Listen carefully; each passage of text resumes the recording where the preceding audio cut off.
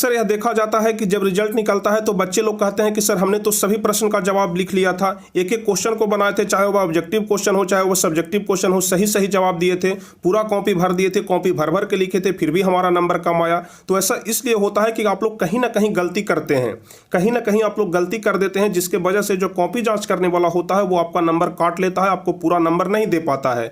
तो किस प्रकार से कॉपी में लिखना चाहिए, क्या गलती हमें नहीं करना चाहिए जिससे कि हमारा नंबर कट जाए, किस प्रकार से कॉपी में लिखें जिससे कि जो कॉपी जांच करने वाला रहे वह खुश हो जाए, पूरा नंबर हमें दे दे, इस पूरे बात को हम आपको विस्तार से इस वीडियो में बताएंगे। तो अगले 10 मिनट तक आप लोग इस वीडियो को ध्यान से देखते रहिएगा ताकि आपको अच्छे तरीके से समझ में आ जाए कि किस प्रकार से हमें कॉपी में लिखना चाहिए, किस प्रकार से एग्जाम में लिखना चाहिए ताकि हमें पूरा नंबर मिल सके। तो बस आप लोग ध्यान से शुरू से लेकर के अंत तक देखते रहिएगा। और तो जल्दी से वीडियो को लाइक कर दीजिए, और जो भी स्टूडेंट चैनल पर नए हैं, पहली बार वीडियो देख रहे हैं, चैनल को सब्सक्राइब कर लीजिएगा ताकि आगे के भी सभी वीडियो का नोटिफिकेशन आपको मिलते रहेगा।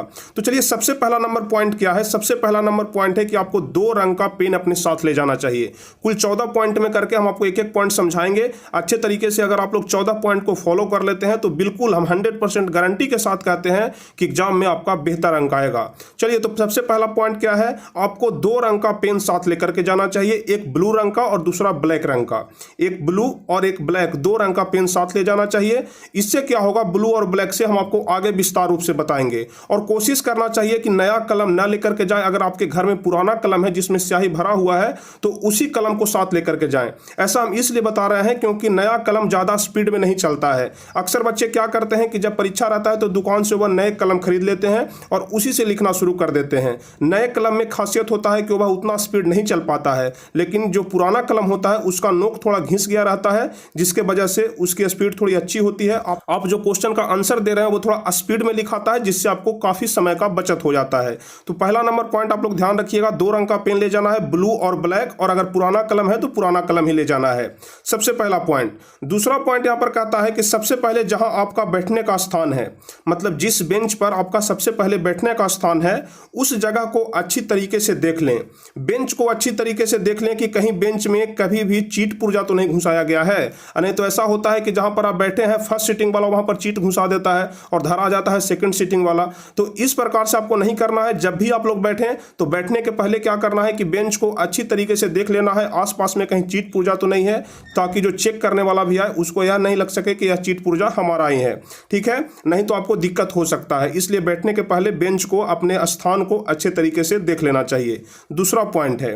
उसके बाद तीसरा पॉइंट क्या है? छोटी छोटी पॉइंट को भी हम आपको बताएंगे, बहुत ही सरल तरीके से, बहुत ही विस्तार रूप से बताएंगे। एक एक पॉइंट को हम यहाँ पर ध्यान में रखते हुए इस पीडीएफ को तैयार किए हैं। इस सारे बात को हम बताए हैं आपको, ध्यान से आप लोग देखिएगा। तीसरा नंबर पॉइंट है कि कॉपी मिलने के बाद सबसे पहले आपको अच्छे तरीके से अपना नाम, रोल नंबर, रोल कोड इत्यादि ये सभी बात भर लेना चाहिए। बहुत सारे स्टूडेंट क्या करते हैं कि इन सभी चीजों को भरने में इंटरेस्ट नहीं दिखाते हैं और पहले क्वेश्चन का आंसर ही लिखने लग जाते हैं। ऐसा आपको बिल्कुल नहीं करना है।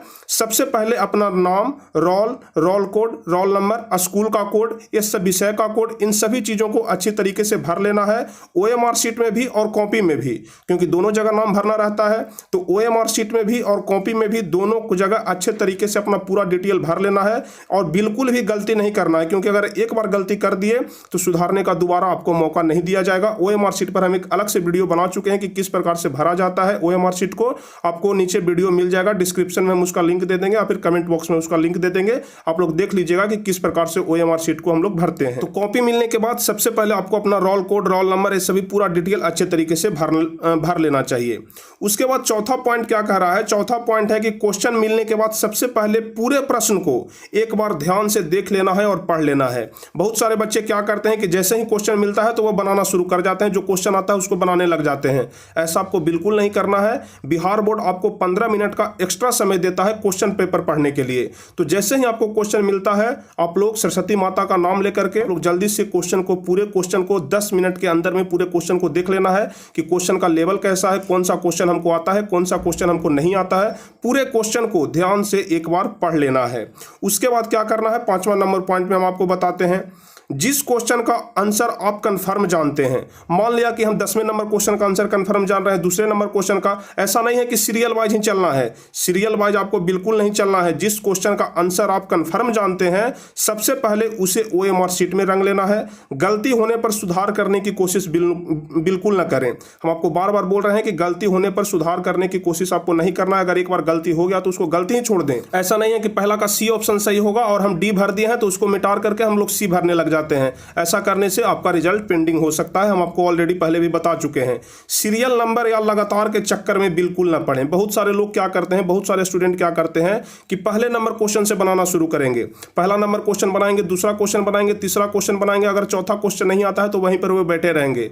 उनको लगातार बनाने की आदत रहती है कि जब तक चौथा क्वेश्चन नहीं बनेगा तब तक पांचवा में हम नहीं घुसेंगे। ऐसा आपको बिल्कुल नहीं करना है। अगर शुरू के 10 क्वेश्चन आपको नहीं आ रहे हैं तो आप 11वां नंबर से बनाना शुरू कर दीजिए। शुरू के 20 क्वेश्चन नहीं आ रहा है तो आप 21वां नंबर से बनाना शुरू कर दीजिए। लगातार के चक्कर में बिल्कुल ना रहे कि पहले नंबर क्वेश्चन से ही हमको बनाना है। जो भी क्वेश्चन आपको पहले आता है वो क्वेश्चन आप लोग बनाइए। अगर 100 क्वेश्चन है, आपको सबसे पहले 90 नंबर वाला क्वेश्चन आ रहा है तो आप 90 नंबर क्वेश्चन को ही भर लीजिए। ऐसा बिल्कुल नहीं है कि आप पहले नंबर क्वेश्चन से ही शुरू कर सकते हैं। अगर लगातार के चक्कर में रहिएगा तो आपका समय भी चला जाएगा और रिजल्ट भी चला जाएगा। इसलिए कभी भी लगातार के चक्कर में नहीं पड़ना है।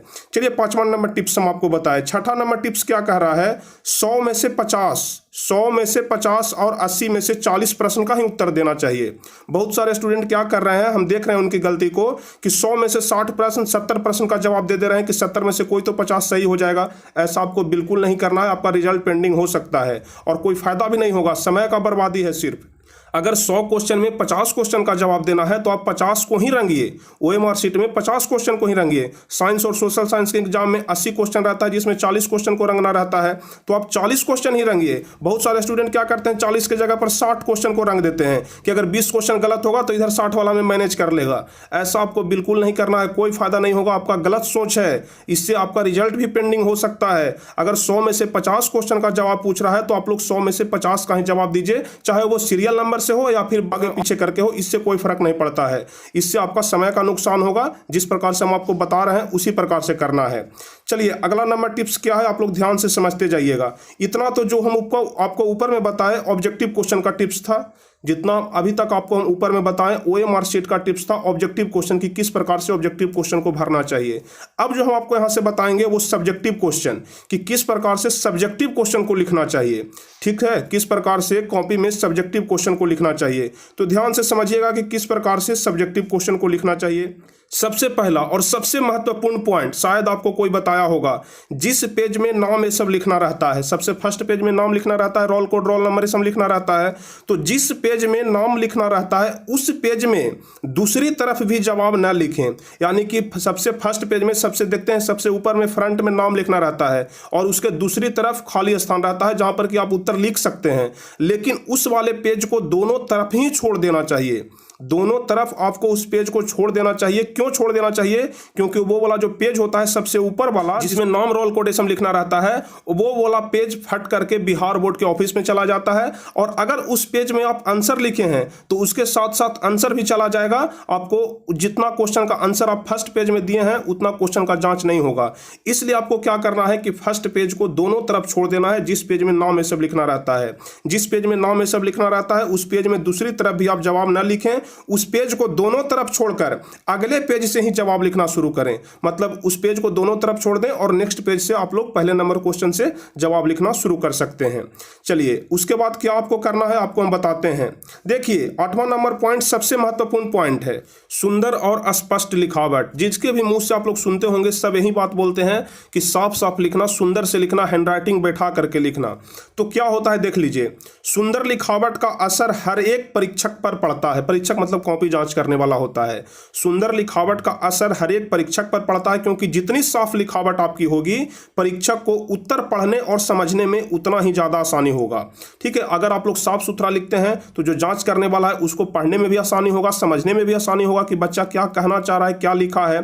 ठीक है, आपके समय की भी बचत होगी और आपके समय के साथ साथ क्या होगा कि जो कॉपी जांच करने वाला है उसके समय का भी बचत होगा। क्योंकि कुछ लोग स्टूडेंट ऐसा होते हैं कि लिख देते हैं कि उसको समझने में ही कॉपी कॉपी जांच करने वाला का 5 मिनट लग जाता है तो उबिया करके क्या करता है कि वो कम नंबर दे करके छोड़ देता है। तो ऐसा आपको बिल्कुल नहीं करना है, बिल्कुल साफ साफ लिखना है। इससे क्या होगा, अच्छी लिखाई देखकर परीक्षक आपको अंक देने में यानी कि नंबर देने में जरा सा भी संकोच नहीं करेगा।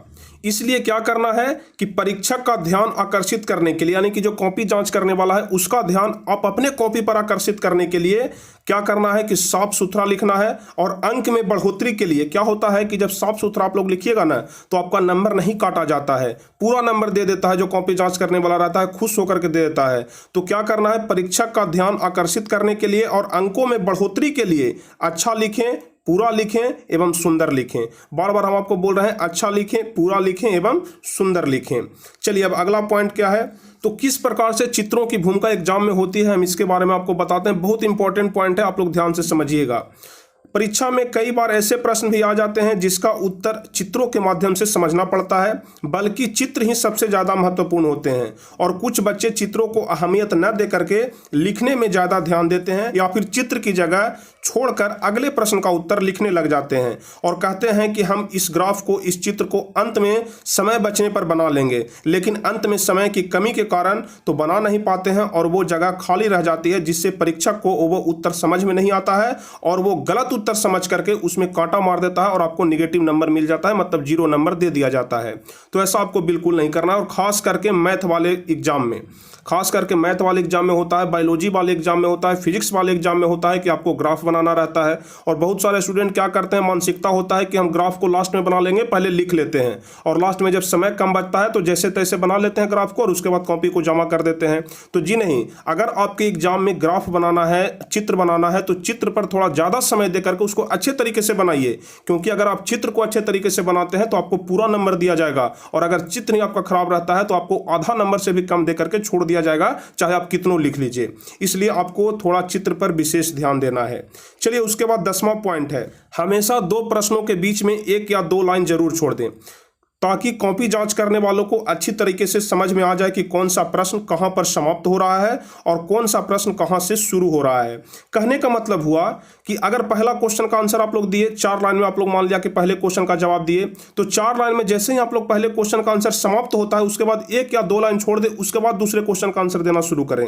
और अगर दूसरे क्वेश्चन का आंसर दे दिए उसके बाद अगला नंबर क्वेश्चन का आंसर देना है तो दोनों के बीच में 1 या 2 लाइन छोड़ दें, जिससे क्या होगा कि कॉपी जांच करने वालों को साफ साफ पता चल जाएगा कि पहला क्वेश्चन से शुरू हुआ है, दूसरा क्वेश्चन यहां से शुरू हुआ है, तीसरा क्वेश्चन यहां से शुरू हुआ है, चौथा क्वेश्चन यहां से शुरू हुआ है, यहां पर खत्म हुआ है। उसको साफ साफ पता चलेगा, जिसको उसको कॉपी जांचने में आसानी होगी और वो आपका नंबर नहीं काट पाएगा, खुश हो जाएगा, आपको पूरा नंबर दे देगा। तो आपको क्या करना है कि हमेशा 2 प्रश्नों के बीच में 1 या 2 लाइन जरूर छोड़ना है।